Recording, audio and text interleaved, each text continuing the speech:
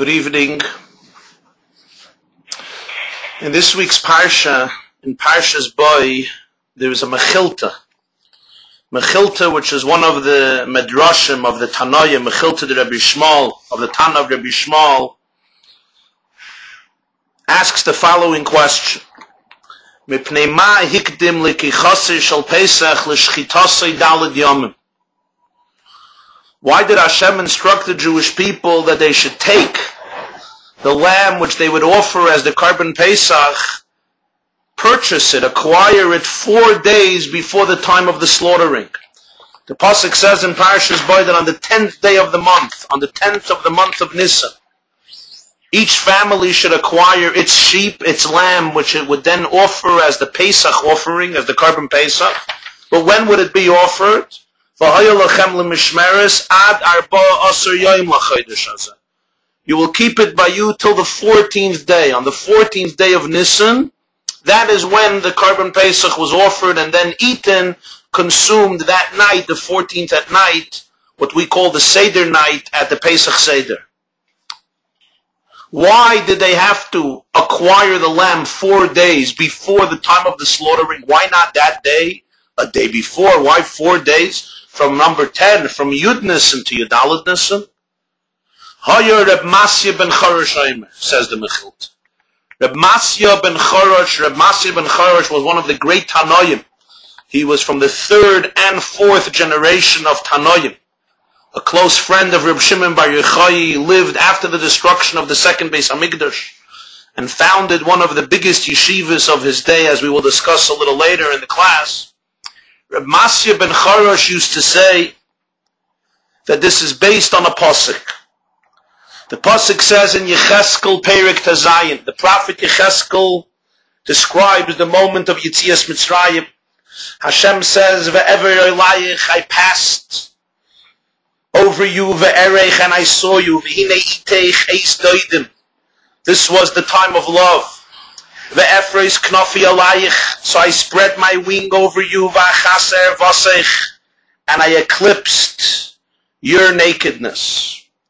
Before that, the pasuk says, "Va'at Aaron ve'erya," you were naked and you were exposed.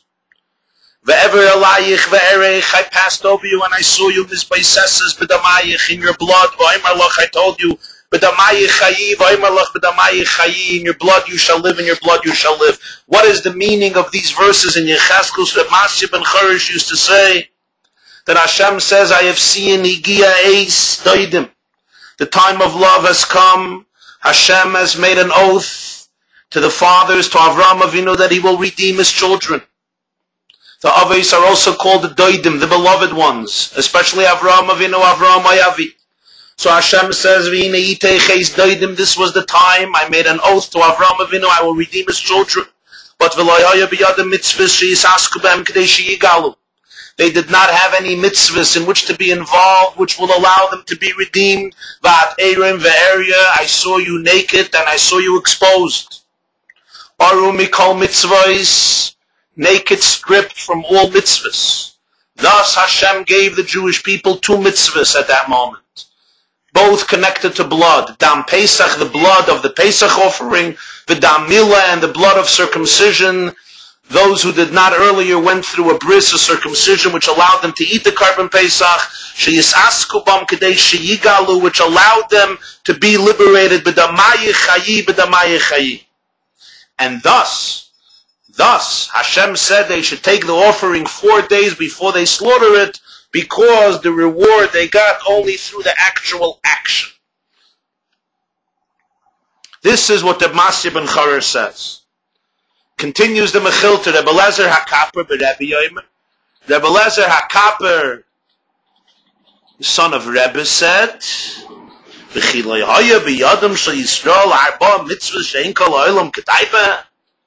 how can you say the Jews were stripped from all mitzvahs? Is it not true that the Jews at that time had 4 mitzvahs, 4 of the greatest mitzvahs, which the whole world was unworthy in their presence because of these 4 mitzvahs? Arayis, Lashon Hara, they didn't change their name, they didn't change their language. So how can you say they were stripped from all mitzvahs, Rebbe Lezer HaKaper says? So he gives another reason. The reason why they had to acquire the lamb 4 days before slaughtering it is, the Jewish people were submerged. They were addicted to idol worship in Egypt. And the sin of idolatry is equivalent to all of the other mitzvahs.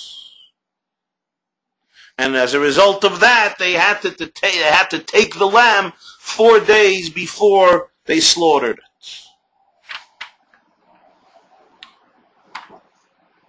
In fact, the Mechilta says later, the Belezer continues, that's the reason why in Parshas Va'era, they didn't listen to Moshe Rabbeinu when he said, the time of your redemption has arrived. So he asks, when have you ever encountered a person who receives such great news and he's not joyful? So the Mechilta says, it was so difficult for them to depart, to detach themselves from idolatry, that they did not want to leave Mitzrayim, which is connected to what we discussed last week at length from the Torah of the Ragachav. This is the Mechilta. What is so difficult to understand about this Mechilta is, a great question is asked, but we don't see an answer. You ask the question, why did they have to acquire the lamb 4 days before it was slaughtered? Both Reb Masya ben Charash and his colleague who argues with him don't seem to respond to the question. They both tell us interesting ideas. Reb Masya ben Charash explains to us why the Jews needed to offer a Pesach, why they needed to undergo a bris, because the two bloods of Pesach and Milah were the mitzvahs that allowed them to be redeemed and took them away from the condition of Va'at Eirim Ve'erev, where you're stripped from mitzvahs, so that they can be redeemed. Rebbe Lazar says they were indulged, they were addicted to Avodah Zarah, idolatry, and they had to be taken away from that. They did have other mitzvahs. They had 4 of the greatest mitzvahs, as mentioned above. But where do we have an answer to the question which the Mechilta addressed? And that is, why 4 days before? On the same day or the day earlier, they could have acquired a lamb, offered it as the Karban Pesach, used the blood from the lamb to sprinkle on the 2 sides of their doorpost and on their roof and so forth, as the pasuk says in Parshas Boy, and mission accomplished. You would have Dam Pesach, the blood of Pesach, and you would have Dam Milah, the blood of the bris. So how does the Mechilta answer these 2 questions?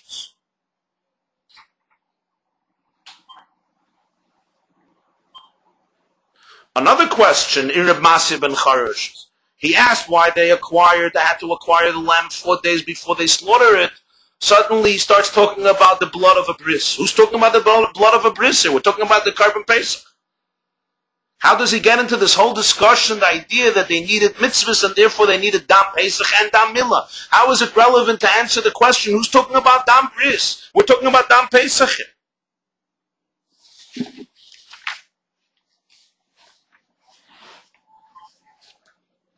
And the question gets even stronger. When did they use the blood of the Pesach? They sprinkled the blood after they slaughter it. When did they slaughter the Karban Pesach? On the 14th of Nisan. So if they needed the blood of Pesach as a mitzvah, which would allow them to be liberated, how does that explain why they had to do it on the 10th? They had to purchase it on the 10th of the month, when the blood, the whole ceremony and ritual around the blood, only happened on Yudalit Nisan, on the 14th of Nisan, after they slaughter it.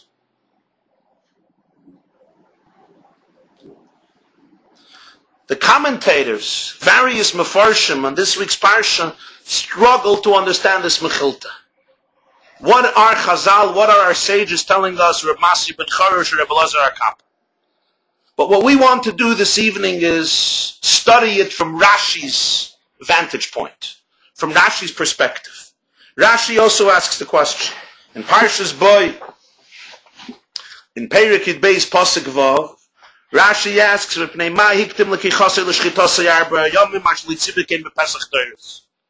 throughout all the generations, the Jewish people, each Erev Pesach used to offer a sacrifice. Never did they have to acquire the lamb or the goat on the 10th. This was a unique instruction for that year exclusively. It was not to be repeated in Pesach Deiros. Why not? So Rashi quotes Reb Masya ben Charash, Reb Masi ben Charash used to say, and he quotes the Mechilta, the verses in Yecheskel that Hashem saw that the Jewish people were stripped from mitzvahs, and he gave them the two mitzvahs, Dam Pesach and Dam Milah, because they circumcised themselves that night. And then Rashi continues, V'shahayu shtufim be'elilim, and they were submerged in idolatry. Amar lahem, therefore Moshe Rabbeinu told them, Mishchu ukchu lachem. What is Mishchu ukchu lachem? Draw forth and take for you. Mishchu yedeichem me'elilim ukchu lachem tzayin shel mitzvah. Remove your hands from idolatry, from idol worship, and acquire for yourself flock to perform the mitzvah. What is so strange about this Rashi? Rashi juxtaposes two opinions in the Mechilta that are arguing with each other. Not only doesn't he make mention that this second idea that he quotes is a differing opinion, furthermore, he states the second perspective in Mechilta as a continuation of the first. To quote again the structure of Rashi, he quotes Reb Masi ben Charash by name, that the Jews were stripped from mitzvahs and Hashem gave them two mitzvahs, the mitzvah of Pesach and the mitzvah of a bris, to be redeemed. And then he continues, V'shahayu shtufim be'elilim, and they were submerged in idolatry. So he told them in this week's parsha, Mishchu ukchu lachem, remove your hands from idol worship, ukchu lachem, and acquire a sheep of mitzvah. Rashi doesn't say davar acher. Rashi doesn't say yesh oimrim. This is a second opinion. This is another perspective. Not only does he juxtapose them, he does it with one continuation, V'shahayu shtufim bezimah, as though it's one statement made by the same sage, whom he quoted in the beginning of his commentary, Reb Masi ben Charash. When you learn the Rashi and you don't know the source from where he took it, from the Mechilta, you think Reb Masi ben Charash said this whole pshat that Rashi is quoting. When in essence, he takes the first part of Reb Masi ben Charash, Reb Eliezer HaKapor, who argued with Reb Masi ben Charash, saying the Jews did have mitzvahs. It's just they were submerged in idolatry. He puts that into the same statement of Reb Masi ben Charash. And this is difficult to understand. Which brings us to the next question on Rashi. There's something unfair. If you're not quoting anybody's name, fine. Rashi often quotes ideas from our Chazal, from our sages in Gemara and Medrash, without quoting the name of the author. But here he is. Haya Reb Masi ben Charash Omer. Reb Masi ben Charash used to say. Then he quotes Reb Eliezer HaKapor in the same commentary, but his name is suddenly omitted, deleted. Vu is Yosha, where's justice? You quote Reb Masi ben Charash, quote Reb Eliezer HaKapor.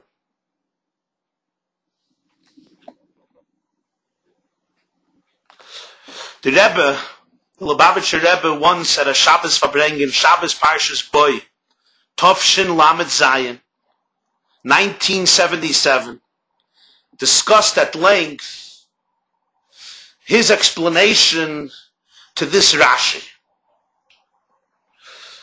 Because by Rashi deleting Reb Eliezer HaKapor's name, by Rashi quoting only Reb Masi ben Charash, by Rashi putting in a vav and connecting the two paradoxical opinions, Rashi is actually presenting to us his understanding of this pasuk.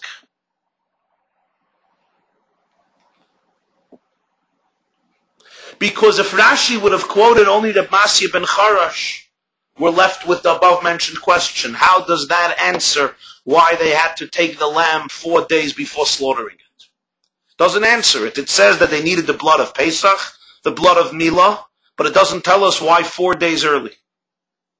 Therefore, Rashi feels that to answer the question, he must quote the second opinion of Reb Eliezer HaKapor, namely the idea that the Jews were submerged in idolatry, and Hashem told them, Mishchu chulachem, remove yourself from idolatry.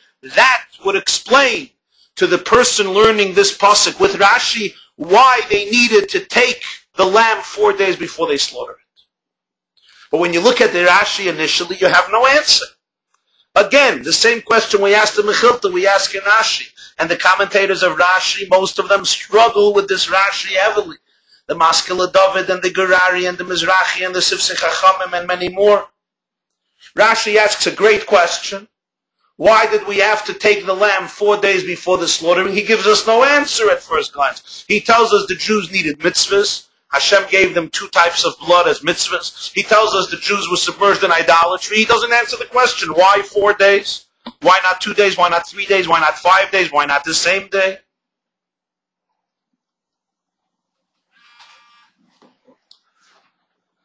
The Rebbe explains Rashi this way. If you learn Rashi well, you have the answer. You know why they had to take the lamb 4 days before the slaughtering? Because the Jews were submerged in idolatry. And Hashem told them, Mishchu Chulachem, take your hands away from idolatry and acquire for yourself a flock of mitzvah. What is the connection? How does this answer the question? If we look in Parshas Vayera, in Perek Ches, Pasuk Chav Beis in Parshas Vayera, which is just last week's Parsha, Moshe tells Paro, Toyavas Mitzrayim Nizbach Lashem Aleikeinu. Hey, Nizbach es Toyavas Mitzrayim Leineya, V'lo Yiskalunu. Moshe tells Paro, we have a very big problem. We cannot offer God sacrifices in this land because you know what we're going to be sacrificing? Yiras Mitzrayim, the deity of the Egyptians. V'lo yiskalunu, if they see us sacrificing their deity, v'lo yiskalunu, won't they stone us? In other words, the Mitzrim worshipped animals. Particularly, we know, they worshipped the sheep.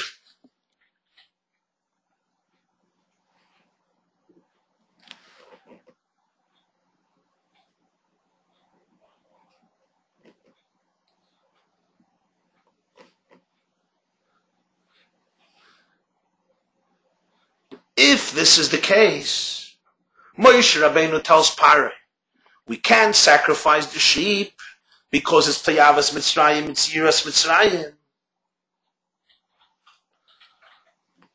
So it's quite clear that by the Jews slaughtering the sheep for Hashem, for the Karban Pesach, this undid, this uprooted the description of them as Shtufim Be'alilim, submerged in idolatry. This itself took them away from Avodah Zarah, took them away from idolatry.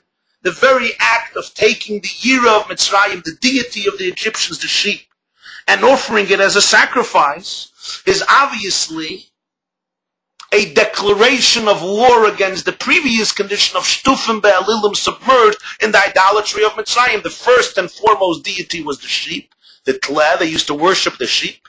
As Rashi already told us in Parshas Vayera, and the Chazal tell us often in various places that the Egyptians worshipped the Seh of all animals.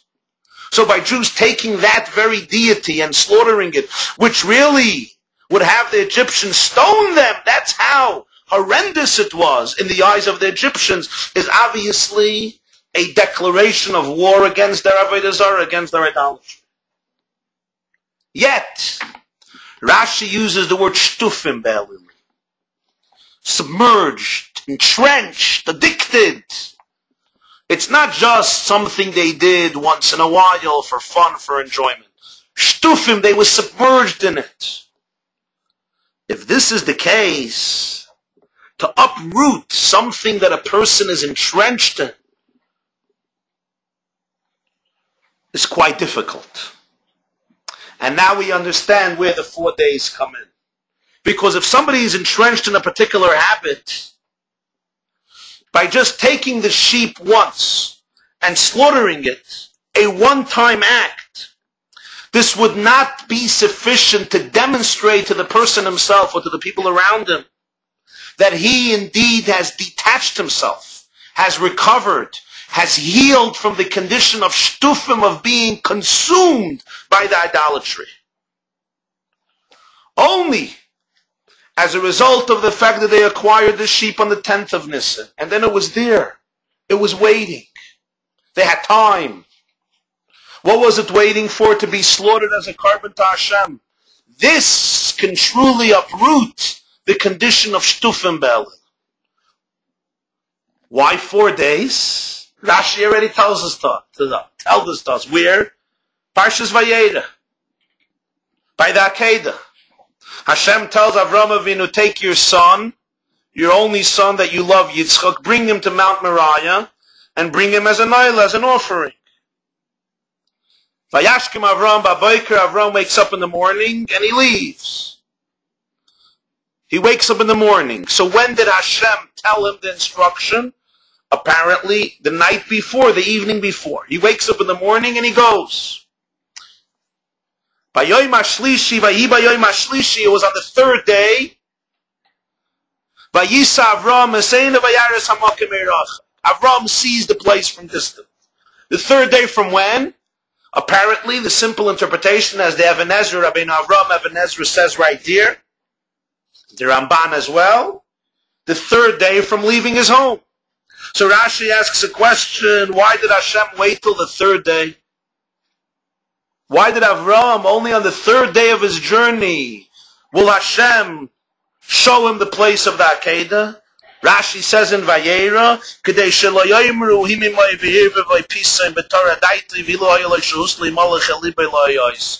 nobody should say God confused Avram suddenly. He overwhelmed him. And Avram acted in a trance. He was unnatural.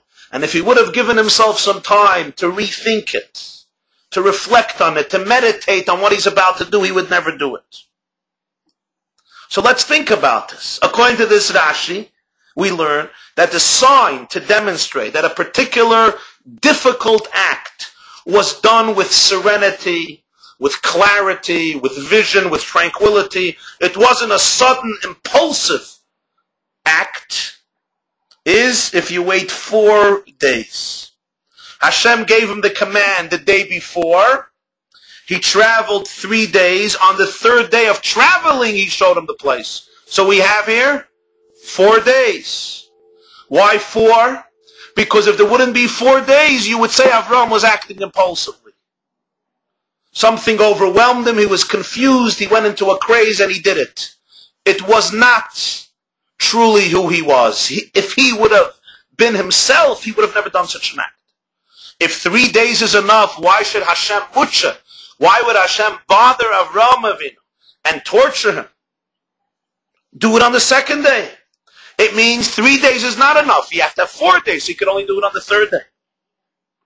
Comes the Rebbe and says, if there's anything a person is naturally entrenched in, it's in his love to bincha yichidcha asher ahavta, to your only son that you love. There's nothing a person is more entrenched and more consumed by, more connected to, than bincha yichidcha asher ahavta. That took 4 days, therefore, to demonstrate this wasn't a trance, this wasn't an act that was done impulsively, it was done with meditation, with clarity of thought. Yishuv hadas. If so, that's the case here. Shtufim Be'elil, Rashi says. They were submerged in idolatry. He says they were submerged in idolatry. And taking this sheep was uprooting them from that. It's not enough to tell them on the 14th day, Moshe Rabbeinu says, go take a sheep and slaughter it. No. They were overwhelmed by what's happening and they did it. No. You take it on the 10th day. It stays by you a few days. You have time to reflect. You're not slaughtering it yet. After 4 days, they still did it. This means they were changed people. They were different people.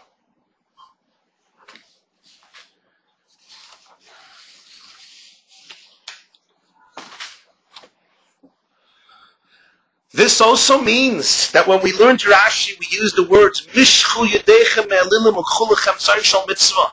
Take your hands away from idolatry and acquire a sheep of mitzvah. It's not two separate things. It's not leave idolatry and go do something productive with your life. It's the same thing. Mishchu yedechem me'elilim. How will you detach yourself from idolatry? By acquiring the sheep for the mitzvah, in contrast to the idolatry of Egypt, which said you must worship the sheep as a deity. Instead, you are acquiring the sheep for a mitzvah and leaving it by you for 4 days. This demonstrates in the greatest way the Jewish detachment from Elilim, from the idolatry of Egypt. So here Rashi answered the question, why 4 days? Yet Rashi can't only say this. Rashi could have gone straight here and said the Jews were addicted to idolatry, and therefore Hashem said, get a sheep, as we explained above. Rashi has to give an introduction, and the introduction he gives us is for Masya ben Charash. Why does he have to give us an introduction? Because there is a little problem here. Anybody who learns this parsha knows what was the primary cause, what was the primary reason for the carbon Pesach. It has a name, Pesach. Pesach means Passover. Why is Pesach called Pesach Passover?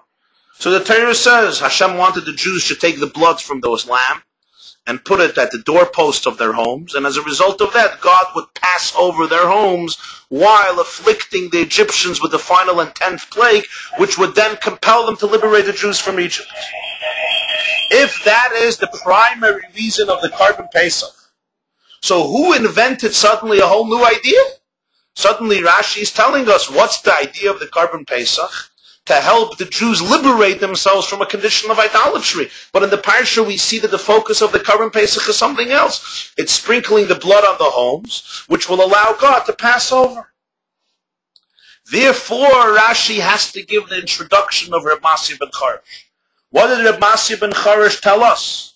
That the Jewish people were in a condition in which they were stripped from mitzvahs. They were spiritually exposed and naked. And therefore Hashem gave them 2 mitzvahs. 2 mitzvahs to be able to be liberated. Once you have this introduction of Reb Masya ben Charash, you understand a new idea. Namely, an essential or an integral component of the carbon Pesach was something negative. To uproot the Jews from a negative condition. Why? What is the meaning of this? Because when we learn Reb Masya ben Charash's words, we're confronted by a question. Why 2 mitzvahs? Why not 1? Why not 3? What's the mathematics of 2? Hashem sees the Jews are stripped from mitzvahs. He says, let me give them 2. Why not 1? Why not 6? Why 2 mitzvahs? How is Rashi expecting us to understand the answer to that? That these are not just 2 mitzvahs. These 2 mitzvahs represent 2 paradigms, 2 general principles that will allow the Jews to be liberated. What are these two general principles? So every student of Torah knows we have sur me'rava say toiv. We have detaching from the negative and engaging in the positive. So these are 2 general mitzvahs that allow the Jews to detach from the negative and to embrace the positive. What is the necessity for both?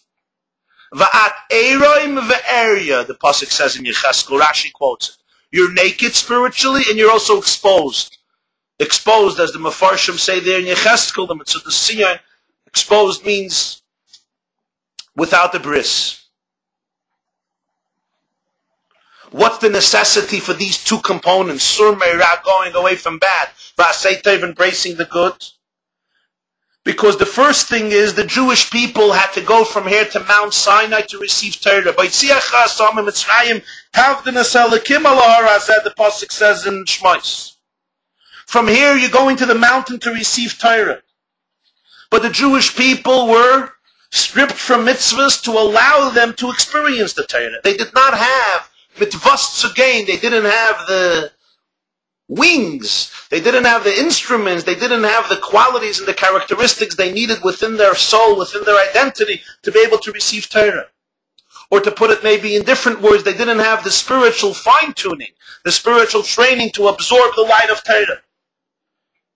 You're not going to take somebody who never went swimming and offer him to go to swim in the Olympics. Even somebody who's a trained swimmer, there are levels. And to be an Olympic swimmer, one has to be on a different level in the way he swims or the way she swims and so on and so forth. You're not going to take a person who didn't do a day of exercise and tell him, go run the marathon. It just doesn't work that way. You have to be ready. You have to be fine-tuned. Just like a person can't take a tone-deaf human being to a symphony, and somebody who doesn't appreciate or can't see to an art gallery, the person has to be fine-tuned and trained to be able to absorb it. Just to take the Jewish people to Har Sinai and give them the Torah, they didn't have, Reb Masya ben Charash says, any mitzvah to qualify them, to elevate them, to refine them, to fine-tune their psyche, their body, and their soul to be able to absorb Torah. That was one component. There was another component, and that is not only was there an absence of positive, they were entrenched in the negativity of Egypt, in the negative culture of Egypt, in the negative philosophies of Egypt, and so on and so forth. So even if you would give them mitzvahs, and you would take them to Mount Sinai, they may have left Egypt, but Egypt hasn't left them. Hence there's two mitzvahs, Pesach and Milah. Milah, circumcision, is the covenant. It's the method through which the Jew enters into a covenant with Hashem, as Hashem told Avraham Avinu. So this was the mitzvah that made them enter into a covenant with God, which allowed them then to go receive Torah. This is Asay Tov. Pesach is the Sur Meirah, to take them away from the negative. So therefore you have two mitzvahs. You don't need not one and not three. One is Asay Tov and one is Sur Meirah. The question, of course, is where do you have negativity in the Korban Pesach? Where do you have the Pesach taking them away from negativity? Bris, I understand. They enter into a covenant with God, but where do you have Pesach taking away from the negative? Where do you have Pesach cleansing them from the evil of Egypt? Therefore, Rashi continues, Vishal Yushtufim, they were entrenched in idolatry. And they were entrenched in the idolatry of Egypt, which was what? Worshipping sheep. So by taking the sheep and acquiring it, and using it as a carbon, they uprooted themselves from the negativity of Egypt. And this in itself allowed them to be cleansed from the negativity of Egypt and hence be liberated and go along their journey to receive the Torah on Mount Sinai. So therefore, from Rashi's perspective, he has to combine the two. He has to combine the two because from his paradigm, you don't have an answer to the question. Why did they have to acquire the lamb 4 days before the slaughtering if you don't introduce the second element of the concept, the novel idea of why they had to take a sheep? On the other hand, without the introduction of Reb Masya ben Charash, we're missing an essential component as explained above. But here we have one final question, and that's this. If Hashem made an oath to our fathers, if Hashem made an oath to Avraham Avinu, Nishbati la Avram she'egal es bonav, why do you need mitzvahs? If he made a note that he's going to liberate Avraham Avinu's children, he says they didn't have mitzvahs to be redeemed, so he gave them two mitzvahs, the blood of Pesach and the blood of Milah, which allowed them to be redeemed. If he made an oath to Avraham Avinu, an oath you have to fulfill. Why they need mitzvahs? And this is the reason from the Rebbe's explanation why Rashi has to quote Reb Masya ben Charash. He doesn't quote Rebbe Elazar HaKapor because Rashi does not quote the names of his sources only if the name itself answers some type of difficulty, or the name itself is necessary to understand the idea much better. Rebbe Elazar HaKapor, his name doesn't explain us anything according to Pshat, to the meaning of the literal meaning. Reb Masya ben Charash, we need to answer this question. And the Rebbe presents an idea in brief, which I now would like to develop based on that particular talk, based on that Sicha of Shabbos Parshas Boy, Tavshin Lamed Zayin, which is printed in Likutei Sichos, also in Parshas Boy, as well as some other ideas compiled from various sources. Introduction, the Gemara Masechta Sanhedrin. There's a Gemara Masechta Sanhedrin, and here we go to the story, the life story of Reb Masya ben Charash. As I mentioned in the beginning, Reb Masya ben Charash was from the 3rd and 4th generation of Tanoim, who lived after the destruction of the second Beis Hamikdash, and the Gemara says in Sanhedrin, on the pasuk Tzedek Tzedek Tirdoif, you should pursue justice. So the Gemara says there, Aloich Achar Bezdin Yaf. The person should choose a Bezdin Yaf, which means if a person has to have a court case, he should try to find the Bezdin Yafa, the best court, the most superior court, where the court case should take place.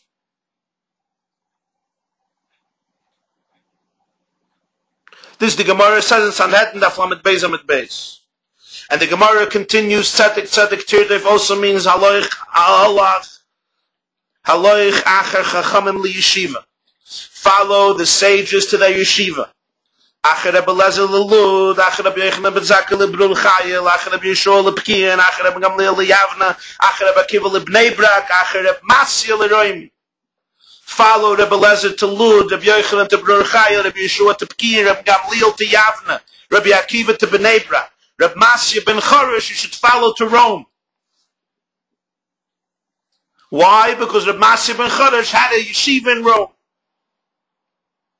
Comes the Haggas Maimonides in Rambam Hilchos Sanhedrin at the end of chapter 6, and Haggas Maimonides tells us that the biggest yeshiva, the greatest yeshiva of its time, was which yeshiva? The yeshiva of Reb Masya ben Charash in Rome. You had Rabbi Akiva's yeshiva in Bnei Brak, you had the other great yeshivas in Eretz Yisrael, but the greatest yeshiva was the yeshiva in Rome. And the Gemara tells us, tzedek, tzedek, tirdef, you should run after tzedek, you should run after justice, you should find the best yeshiva to maximize all your potentials in learning Torah. So go where Rabbi Akiva's in Bnei Brak, go to Bnei Brak. Rabbi Elazar's in Lud, go in Lud. Rabbi Masya ben Charash is in Rome, go to Rome to learn Torah by Rabbi Masya ben Charash. Why? Because tzedek, tzedek, tirdef, you have to run after tzedek. And here we ask the question, why did the Masya ben Charash make a yeshiva in Rome? Which according to the Gemara, now you have a commandment that you have to leave any other place where you might have been learning to Rome to go to his yeshiva. Tzedek, tzedek, tirdef, acher Reb Masya l'roimi. And as I said from the Haggas Maimonides, it was the greatest yeshiva. So you have to go after Reb Masya to Rome. Why didn't he make his yeshiva in Eretz Yisrael? Rabbi Akiva made his yeshiva in Bnei Brak. Why did Reb Masya ben Charash make a yeshiva? We're in Rome. What was Rome? Rome was the empire which destroyed the second Beis HaMikdash, which exiled the Jewish people, which represented the antithesis of Judaism and Jewish faith and Jewish culture and Jewish morality. So he decided to make his yeshiva precisely in Rome. The question is even greater in Sifri and Parshas Re'eh. The Sifri tells us a story. The Sifri tells us that there was a story that Rabbi Yehuda ben Meseira, Reb Masya ben Charash, Reb Chanina ben Achi, Rabbi Yeshua, and Rabbi Yonason left Eretz Yisrael. They went to Chutz La'aretz. They went outside of Eretz Yisrael. V'higiu lePaltim. They came to a place called Paltim outside of Eretz Yisrael. V'zachru es Eretz Yisrael, and suddenly they remembered the Holy Land. Zakfu eineim. They lifted up their eyes, I guess, towards the land. V'zolgu d'moiseyim, and they began weeping. V'karu bigdeyim, and they rented, they tore their clothes. Who? Rabbi Yossi Masya ben Charash was one of them. And they said, Yeshiva Eretz Yisrael, shkula keneged kol ha-mitzvahs shebeTorah. Living in Eretz Yisrael is equivalent to all the mitzvahs of Torah. The same Rabbi Masya ben Charash who left Eretz Yisrael was weeping and tore his clothes and said the mitzvah of living in Eretz Yisrael is equivalent to all other mitzvahs. Where does he make his yeshiva? In Rome. As a result of that, he's mechayev. He compels, he forces, so to speak, halachically, all the great students to leave Eretz Yisrael and come to Rome, because that's where he is. And the Gemara says, tzedek, tzedek, tirdef, haloich acher Masya l'roimi. How do we understand this?